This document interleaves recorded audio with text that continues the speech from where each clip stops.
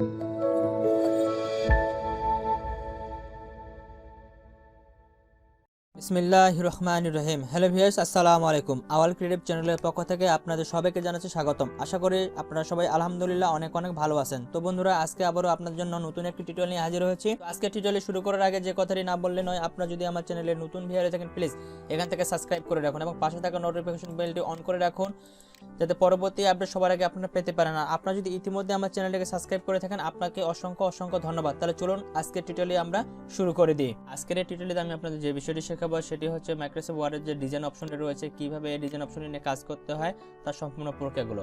তো আমরা কথা বলবো থিম থেকে শুরু করে ডকুমেন্ট ফরম্যাটিং এবং কালার, ফন্ট, ইফেক্ট যা কিছু আছে এখানে এই অপশনগুলোর ভিতরে সবগুলো নিয়ে আজকে আমরা কথা বলবো। তো ইতিমধ্যে আমি আপনাদের যে হোম অপশনে যতগুলো কাজ রয়েছে এখান থেকে হোমের আমাদের সব অপশনের কাজ দেখিয়ে দিয়েছি। তারপর যে ইনসার্ট থেকে ইনসার্টের ভিতরে যতগুলো অপশন আছে প্রতিটি অপশনের কাজ স্টেপ বাই স্টেপ আমি করে দিয়েছি। তো আপনারা যদি আগের টিউটোরিয়ালগুলো না দেখে থাকেন তো এই ভিডিওর যে ডেসক্রিপশনে আপনারা লিঙ্কগুলো পাবেন, চাইলে সেখান থেকে দেখে আসতে পারেন, অথবা এই ভিডিও যে উপরে যে একটা আই বাটন দেখতে পাচ্ছেন তাহলে সেখানে ক্লিক করে এই ভিডিওগুলো দেখে আসতে পারেন। তো চলুন আজকে টিউটোরিয়াল শুরু করি। তো আজকে টিউটোরিয়াল শুরু করার আগে যে কথাটি না বললে নয়, আপনি যদি আমার চ্যানেলে নতুন ভিউয়ার হয়ে থাকেন please hit the subscribe button. আর আপনি যদি ইতিমধ্যে সাবস্ক্রাইব করে থাকেন আপনাকে অসংখ্য ধন্যবাদ। তাহলে চলুন আমরা টিউটোরিয়াল শুরু করি। তো বন্ধুরা দেখো, যখন আমি ডিজাইন অপশনে ক্লিক করবো, ক্লিক করলে কিন্তু আমরা এখানে বেশ কিছু অপশন দেখতে পাবো, তাই না? এই অপশনগুলো দেখতে পাবো। তো প্রথমে যে অপশনটি দেখতে পাবো আমরা সেটি হচ্ছে থিম। এখন থিম কি? থিম হচ্ছে আমাদের যখন আমরা লেখাগুলো লিখি এর ডিফল্ট কিছু ডিজাইন দেওয়াই থাকে। আমি যদি এখানে থিমে ক্লিক করি, থিমে ক্লিক করলে এখানে অনেকগুলো অপশন দেখতে পাবো। যেমন প্রথমে দেওয়া আছে অফিসের আন্ডারে অনেকগুলো অপশন দেওয়া আছে। তারপরে দেওয়া আছে reset two template from theme from template, তারপর আছে ব্রাউজার অফ ফর থিম, তারপর সেভ কারেন্ট থিম। ঠিক আছে, অনেকগুলো এখানে থিম দেওয়া আছে। এখন আমরা প্রতিটি অপশন নিয়ে কথা বলবো। তো বন্ধুরা দেখেন, আমি যদি এখান থেকে লেখাটাকে সিলেক্ট করার যে থিমে যাই, তো এখান থেকে যদি আমি ইফেক্টগুলো এখানে দিয়ে দিতে চাই, জাস্ট এটা আমরা কিছু বুঝতে পারবো না, অর্থাৎ এই লেখাটার মাধ্যমে সেই ইফেক্টটা কিন্তু ফুটে উঠবে না। জাস্ট শুধু এমনি সিম্পল কিছু আমরা টেক্সট দেখতে পাবো, জাস্ট এইটুকু, এর বাইরে কিছু না। ঠিক আছে, তো এখান থেকে আমরা সেই ফরম্যাটগুলো দেখতে পাবো, আর অন্য কিছু আমরা এখান থেকে দেখতে পাবো না। তো এই ফরম্যাটগুলোর কাজ বাদ দিয়ে আমরা এখন নতুন একটা ফন্ট নিয়ে আসবো এখানে, সেটা হচ্ছে আমরা ইনসার্টে চলে যাবো। অর্থাৎ আমাদের থিমের যে কাজগুলো আছে এটা পরিপূর্ণভাবে বোঝার জন্য আমাদের ইনসার্ট থেকে এখান থেকে যে ওয়ার্ড আর্ট অপশনটি রয়েছে এখান থেকে যে কোনো একটু ফন্ট নিয়ে যেতে হবে। তো এখান থেকে আমি এই অপশনে সিলেক্ট করে দিলে এই অপশন এখানে আমাদের চলে আসবে, তাই না? তো এটাকে আমি একটু নিচে নিয়ে আসলাম। তো এটাকে আমি যদি একটু বড় করি, তো দেখেন আমি হোম থেকে এর সাইজটা একটু বড় করে দিচ্ছি, জিনিসটা যেন আমি ইজিলিভাবে আপনাদের বোঝাতে পারি সেজন্য। তো দেখেন ফন্ট সাইজটা আমি বড় করে দিলাম। ঠিক আছে, তো এখানে দেখতে পাচ্ছেন আপনাদের লেখাটা যে ডিজাইন একটা চলে আসছে। তো এখন আমরা কি কাজ করবো, আমরা যদি এখন ডিজাইনে যাওয়ার পর যদি এখানে থিম অপশনটাতে যাই, থিমে গেলে যদি প্রথমে যেটা দেখছে অফিস, এটাতে ক্লিক করলে এই অপশন কিন্তু বর্তমানে আমার দেওয়া আছে, এই জন্য এই ইফেক্ট এখানে চলে আসছে। তো আমি যদি এখান থেকে পরেরটাতে যাই, তো পরেরটা দেখতে পাচ্ছেন যে ফেসেটে ক্লিক করলে আমাদের এরকম ফন্টের যে টেক্সটটা আছে, অর্থাৎ এখান থেকে শুরু করে এখান থেকে আমরা যে ডিজাইনটা এখানে সিলেক্ট করে দেবো সেই ডিজাইনটির ভিতরে যে ইফেক্টগুলো আছে বা সেই ডিজাইনটির ভিতরে যে ডিজাইনগুলো আছে সেই ডিজাইনগুলো আমাদের এই ফন্ট টেক্সটের উপরে পড়ে যাবে এবং এখান থেকে আমরা সেই জিনিসটা দেখতে পাবো। তো আমরা যদি এই সিম্পল যে লেখাগুলো উপরে লিখছি ডকুমেন্টের ভিতরে, এই লেখাগুলোতে কিন্তু আমরা এই ডিজাইনটি ব্যবহার করতে পারবো না। ঠিক আছে, শুধু যদি আমরা ইনসার্ট থেকে ওয়ার্ড আর্ট থেকে কোনো টেক্সট বক্স নিয়ে আসি তখনই কিন্তু এই টেক্সটটা আমরা ব্যবহার করতে পারবো, অর্থাৎ এই ফন্টের যে ডিজাইনটি রয়েছে ডিজাইনই ব্যবহার করতে পারবো, অন্যথা কিন্তু ব্যবহার করতে পারবো না। সেই জন্য আমরা ওখান থেকে আপনাদের নিয়ে এসে দেখালাম। তো দেখেন আমি যদি থিমে ক্লিক করি, পরেরটাতে ক্লিক করতে এরকম আসবে, তারপরেরটাতে ক্লিক করলে এরকম আসবে। এখানে যা কিছু দেওয়া আছে জাস্ট আপনি একবার করে দেখে নিলে জিনিস কিন্তু বুঝতে পারবেন। ঠিক আছে, তো আমি যদি এখান থেকে ভেপর ট্রায়ালে ক্লিক করি তাহলে দেখবেন এটা এখানে এই ইফেক্ট এখানে চলে আসে এবং এই ইফেক্টের আন্ডারে অর্থাৎ এই থিমটার আন্ডারে কিছু আমাদের ফরম্যাটিং দেওয়া থাকে, এই ফরম্যাটিংগুলো এখানে চলে আসবে। ঠিক আছে, এই ফরম্যাটিংগুলোর কাজ কি? এই ফরম্যাটিংগুলোর কাজ হচ্ছে আমাদের লাইনটা কেমন হবে, অর্থাৎ আমাদের টাইটেলটা কেমন দেখাবে সেই জিনিসগুলো জাস্ট এখানে আপনি একবার দেখলেই বুঝতে পারবেন। এইগুলো দেখায় আমি সময়টা নষ্ট করতে চাচ্ছি না। ঠিক আছে, জাস্ট আপনি এখানে দেখলেই মানে টাইটেলে দেওয়া আছে, সব কিছু এখানে দেওয়া আছে, আমার লেখাগুলো কীভাবে আসবে না আসবে, টাইটেলটা কেমন দেখাবে সেই জিনিসগুলো দেওয়া আছে। আমি যদি উপরে যাই একটু, উপরে যাই এখানে ক্লিক করলে এই জিনিসগুলো দেখতে পাবো। ঠিক আছে, তারপরে থিমের ভিতরে আমরা যে অপশনে দেওয়া সেটা আছে রিসেট ফ্রম টেমপ্লেট, অর্থাৎ এখানে আমরা যে ইফেক্টটি ব্যবহার করছি সেই ইফেক্টটি যদি এখান থেকে তুলে ফেলে দিতে চাই তাহলে আমরা এখান থেকে চলে যাব ডিজাইন থেকে থিম থেকে reset two theme from template, অর্থাৎ এইখানে যে আমরা ইফেক্টটি ব্যবহার করলাম এই টেক্সটের ভিতরে, এই টেক্সটটি যদি আমরা আগের পজিশন নিয়ে যেতে চাই তাহলে আমরা এখানে ক্লিক করলে সেই টেক্সটটি যে ডিজাইন আছে সেই ডিজাইন এখানে চলে আসবে। তারপরে থিমের ভিতরে আরেকটি অপশন রয়েছে আমাদের ব্রাউজ মানে হচ্ছে আমাদের যদি কোনো থিম ডাউনলোড করে থাকে বা সেভ করে থাকে সেই জিনিসটা আমরা এখানে জাস্ট সিলেক্ট করে দিলে এখানকার যে ইফেক্টটি আছে সেই ইফেক্টটি আমাদের এখানে চলে আসবে। তো আমি কোনো ইফেক্ট ডাউনলোড দিইনি বা কোনো থিম ডাউনলোড দিইনি, যার কোনো আমি এটা ব্যবহার করতে দেখাতে পারতেছি না, সেজন্য আমি দুঃখিত, আমাদের ডাউনলোড দেওয়ার প্রয়োজনও হয় না। তো তারপর যেটা দেওয়া আছে সেভ কারেন্ট, ঠিক আছে, অর্থাৎ এটা এই অপশন কাজ আমি পরে দেখাচ্ছি, কারণ পরে অপশনগুলো কাজ না দেখালে এই জিনিসটা আপনারা বুঝতে পারবেন না। তো দেখেন এটা হচ্ছে আমাদের মূলত এই অপশনের কাজ। এরপরে আমরা চলে আসবো এখানে কালারে। কালার কি, এই যে আমরা এখানে টেক্সট বক্সটা নিয়ে আসি না, এই টেক্সট বক্সের যে কালারটা আছে এখানে আপনারা দেখতে পাচ্ছেন নীল এবং সাদা আছে। আমরা এটাকে ডিজাইন করতে পারি, আমাদের মনের মতো করে কালার করতে পারে, সেই জন্য আমরা এখানে কালারে ক্লিক করবো। কালারে ক্লিক করলে এখানে অফিস দেখেন প্রথমে দেওয়া আছে, তারপর 2007 এখানে বিভিন্ন ধরনের ইফেক্টগুলো দেওয়া আছে। আমি যদি এখানে শুধু ক্লিক করি ব্লু অ্যান্ড ওয়ার্ম, ঠিক আছে, অটোমেটিক্যালি কিন্তু কালারটা এখানে চেঞ্জ হচ্ছে। আপনারা যদি লক্ষ্য করেন আমি এখান থেকে শুধু কালারটা চেঞ্জ করে দিচ্ছি, কিন্তু এখানে টেক্সট বক্সটা যা রয়েছে আমাদের এখানে ওয়ার্ডের যে টেক্সটটা এটা কিন্তু অটোমেটিক্যালি পরিবর্তন হচ্ছে। তো দেখেন এখান থেকে জাস্ট আপনি এইভাবে যে কোনো কালার এখান থেকে সিলেক্ট করে পরিবর্তন করে নিতে পারেন। তো মূল কালার হচ্ছে কিন্তু আমাদের এইটা, তাই না? আমি যদি এখান থেকে এই কালারটা সিলেক্ট করে দিই তাহলে এই ইফেক্ট এখানে চলে আসবে, এটা সিলেক্ট করে দিলে এটা। তো এখান থেকে আমি আচ্ছা এখান থেকে আমি এই কালারটি রাখতেছি, ঠিক আছে, এই কালারটি এখানে আমি দিয়ে দিলাম। দিয়ে দেওয়ার পর এটা হচ্ছে আমাদের কালার ইফেক্টের কাজ, ঠিক আছে। এখানে যে কাস্টম কালারে ক্লিক করে আমি এখানে নিজস্ব কালার এখানে সিলেক্ট করে দিতে পারি, ঠিক আছে। কাস্টম কালারের মাধ্যমে আমি যদি এদিকে নিয়ে আসি, তারপরে দেখেন টেক্সট ব্যাকগ্রাউন্ড কালারটা আমাদের কি থাকবে, ঠিক আছে। অনেকগুলো কালার দেওয়া আছে, মনে করি আমি যদি এখানে এই কালারটা দিতে এই কালারটা চলে আসবে। এখান থেকে লাইন 2 এ কি থাকবে, হলুদ থাকবে। তারপরে কি থাকবে, এখান থেকে আমি মনে করেন এখান থেকে আমি এটা দিয়ে দিলাম, ঠিক আছে। যে ব্যাকগ্রাউন্ডগুলো আমাদের এখানে শো করা আছে, টেক্সটের যে বক্সের ব্যাকগ্রাউন্ডগুলো আছে প্রত্যেকটা কালার আমি চেঞ্জ করে দিতে পারি। এখন আমি যদি এখানে সেভ বাটনে ক্লিক করি তাহলে এই টেক্সটার যে ইফেক্ট আছে সেই ইফেক্ট এখানে চলে আসবে, ঠিক আছে, এই ইফেক্ট এখানে চলে আসছে। তো এটা হচ্ছে আমাদের টেক্সট কালারের কাজ, ঠিক আছে, আপনার কাস্টম কাজ। এরপরে যেটা দেওয়া হচ্ছে ফন্ট মানে হচ্ছে এখান থেকে আমরা বিভিন্ন ধরনের যে এইখানে যে টেক্সট আমরা নিয়ে আসি, এই টেক্সটের ভিতরে যে লেখাটা যে ফন্টের যে স্টাইল আছে ফন্টটা আমরা চেঞ্জ করে দিতে পারি। এখানে অনেক ধরনের ফন্ট রয়েছে, জাস্ট দেখেন আমি শুধু মাউস দিয়ে ক্লিক করতেছি অটোমেটিক্যালি এগুলো পরিবর্তন হবে।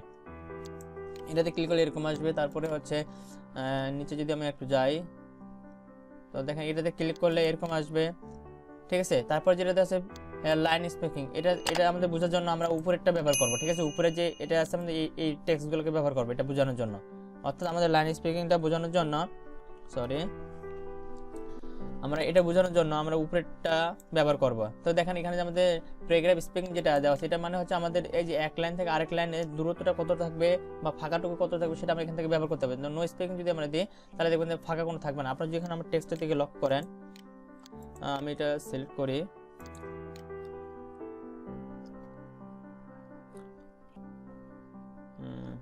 তো দেখেন আমি যদি এখানে লাইনটাকে সিলেক্ট করছি, তাই না, লাইনটাকে সিলেক্ট করে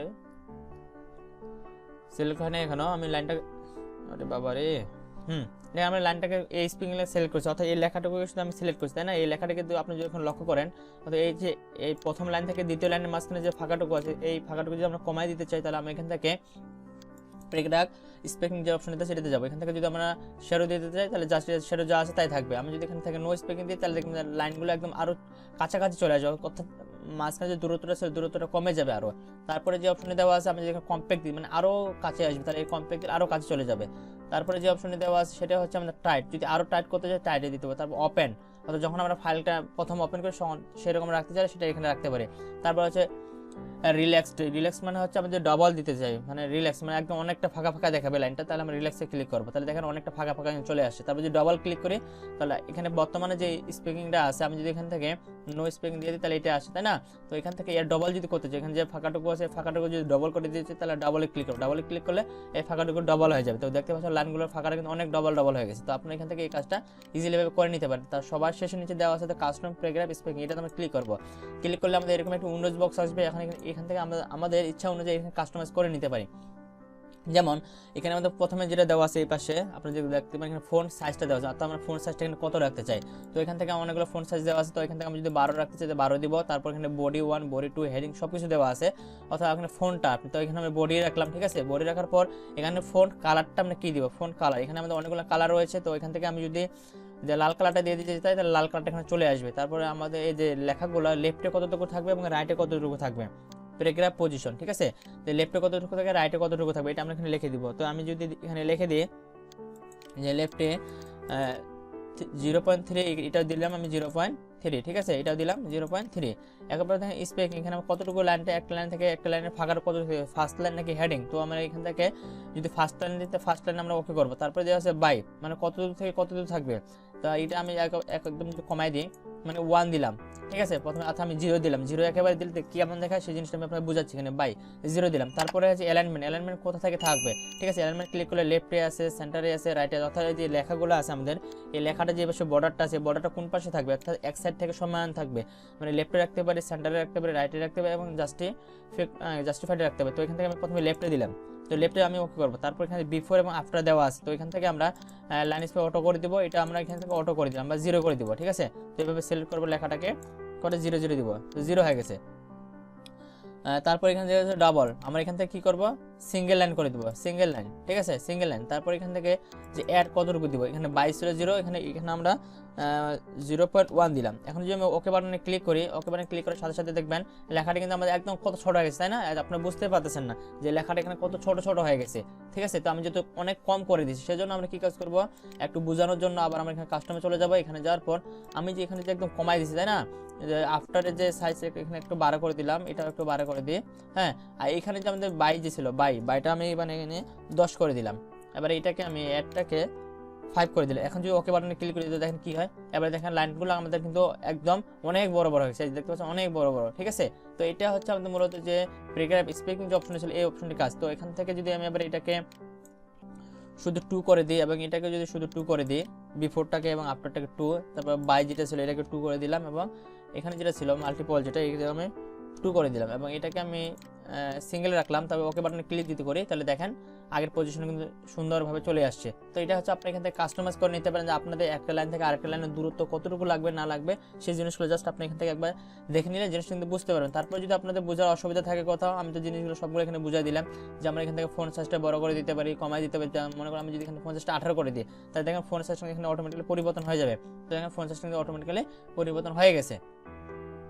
এরপরে যেটা দেওয়া আছে ইফেক্ট, আমি যদি ইফেক্টে ক্লিক করি, এখানে অনেক ধরনের ইফেক্ট দেওয়া আছে, জাস্ট আমি এখানে যে কোনো একটা ইফেক্ট ক্লিক করলে সেই ইফেক্ট এখানে আমাদের চলে আসবে, ঠিক আছে। তো এই ইফেক্টের আন্ডারে যে ইফেক্টগুলো আছে, এই ইফেক্টগুলো আমরা এখানে দেখতে পাবো। তো এই ইফেক্টগুলো এখানে দেখতে পাবো না, আমরা এই ইফেক্টগুলো দেখতে পাবো আমরা এখানে ফোনটাতে, সরি আমরা কোথায় চলে গেছি, তো এই ইফেক্ট আমি এখানে সিলেক্ট করবো যে এই ইফেক্টে যাই, তাহলে এই ইফেক্টগুলো আমরা এখানটা দেখতে পাবো, ওই জায়গায় দেখতে পাবো না, ঠিক আছে, এই ইফেক্টের ভিতরে। তো এখান থেকে আমরা টাইটেল এরকম দিলে এরকম আসবে, তারপর এরকম দিলে এরকম আসবে, এই আন্ডার অনেকগুলো ইফেক্ট দেওয়া আছে, জাস্ট আপনি এখান থেকে একবার দেখে নেবেন। এখানে আর কিছু নেই, একটাই অপশনের কাজ এখানে।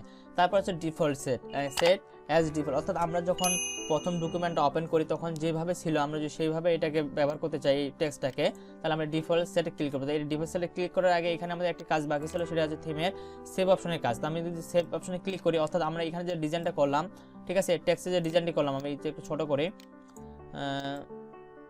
এই টেক্সটের যে ডিজাইনটি করলাম আমরা, এই ডিজাইনটি যদি আমরা এখান থেকে নিয়ে যেতে চাই, সেভ করে রাখতে চাই পরবর্তী ডকুমেন্টে ব্যবহার করার জন্য, তাহলে আমরা এখান থেকে কী কাজ করবো, এইটাতে সেভ এসে ক্লিক করবো। ক্লিক করার পর এখানে থিম নাম্বার চাইবে আমাদের, তো আমরা কী নামে সেভ করতে চাই, তো এখানে আপনি একটা নাম দিয়ে দিবেন। তো এখান থেকে আমি আমার নামটা দিয়ে দিলাম, নাম দেওয়ার পর আমি এখানে সেভ বাটনে ক্লিক করলাম, ঠিক আছে। এখন এখানে যে থিমটা ছিল সেই থিমটা আমি এখান থেকে ডিলিট করে দিলাম। ডিলিট করে দেওয়ার পরে এখন আমি যদি এখানে সেট অ্যাজ ডিফল্টে ক্লিক করি, তাহলে দেখবেন একটা কনফার্ম বাটন আসবে, আমরা এখানে ইয়েস করে দিব, তাহলে ডিফল্ট আমরা চলে আসবে। এখন আমরা কী কাজ করবো, আবার ইনসার্টে যাবো, ইনসার্টে যাওয়ার পর এখান থেকে নতুন একটা টেক্সট বক্স নিয়ে আসবো। তো এখানে বিভিন্ন ধরনের টেক্সট বক্স আমরা দেখতে পাবো, যে কোনো একটা সিলেক্ট করে দিলে সেটা আমাদের চলে আসবে। তো এখান থেকে আমি মানে এটা সিলেক্ট করে দিলাম, তাহলে এই টেক্সট বক্সটা কিন্তু আমাদের এখানে চলে আসে, তাই না, এই টেক্সট বক্সে চলে আসে। এটা সাইজটা যদি একটু বড় করি আমি, তো এটা আমি 48 রাখলাম। তো দেখেন এটা আমি এভাবে রাখলাম, আমি চাচ্ছি যে আমি যে থিমটা সেভ করে রাখলাম সেই থিমটা এখানে আমি ব্যবহার করবো, সেই জন্য থিমে ক্লিক করবো। থিমে ক্লিক করলে আপনারা দেখতে পাচ্ছেন উপরে কিন্তু আওয়াল নামে একটি কাস্টম একটা থিম ক্রিয়েট হয়ে গেছে। আমি যদি এই থিমটা যখন সিলেক্ট করে দিই, তাহলে কিন্তু এই থিমে যে ইফেক্টগুলো আছে সেই ইফেক্টগুলো কিন্তু এর ভিতরে চলে আসবে। তো দেখেন আমি এখান থেকে থিমে গেলাম, থিমে যাই এই ইফেক্টটাকে সিলেক্ট করে দিলাম, তাহলে আমাদের এটা সিলেক্ট হয়নি।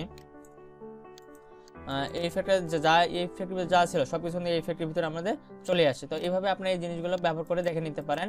তো এই ছিল মূলত আজকের এই যে টিউটোরিয়ালটিতে, যে কীভাবে আমরা ডিজাইনের যে থিম এবং থিমের আন্ডারে যে অপশনগুলো রয়েছে এই অপশনগুলো কাজ করতে হয় তার A to Z। আশা করি আপনারা জিনিসটি বুঝতে পেরেছেন। তারপরে যদি আপনাদের বোঝার কথা অসুবিধা থাকে আপনারা আমাকে কমেন্ট করে জানাবেন, আমি সেই বিষয়টির উপর আরও ভালো করে কীভাবে বোঝানো যায় সেই বিষয়টি চেষ্টা করবো ইনশাআল্লাহ। আর পরবর্তীতে আমি আপনাদের ওয়াটারমার্ক, পেজ কালার এবং পেজ বর্ডার নিয়ে কীভাবে কাজ করতে হয় এই অপশনগুলো কাজ করতে স্টেপ বাই স্টেপ করে দেখাবো। তো তো আজকে এই ভিডিও থেকে আপনারা যদি বিন্দু মাত্র কিছু শিখতে পারেন অবশ্যই ভিডিওতে একটি লাইক করবেন, কমেন্ট করে জানাবেন কেমন হচ্ছে। আর পরবর্তী আপনি সবার আগে পাওয়ার জন্য আপনি যদি এখন পর্যন্ত আমার চ্যানেলকে সাবস্ক্রাইব করেন please hit the subscribe button. তো এখানে আমাদের সবচেয়ে যেটা গুরুত্বপূর্ণ কাজ হচ্ছে সেটা হচ্ছে আমাদের প্যারাগ্রাফ স্পেকিং। আশা করি আপনারা এই জিনিসটি বুঝতে পেরেছেন। তারপর যদি কোনো জায়গায় বোঝার অসুবিধা থাকে অবশ্যই আপনারা আমাকে কমেন্ট করে জানাবেন, ঠিক আছে? তো আজকের মতো এখানেই, সবাই ভালো থাকবেন, সুস্থ থাকবেন, দেখা হবে পরবর্তী একটা নতুন টিউটোরিয়ালে। আল্লাহ হাফেজ।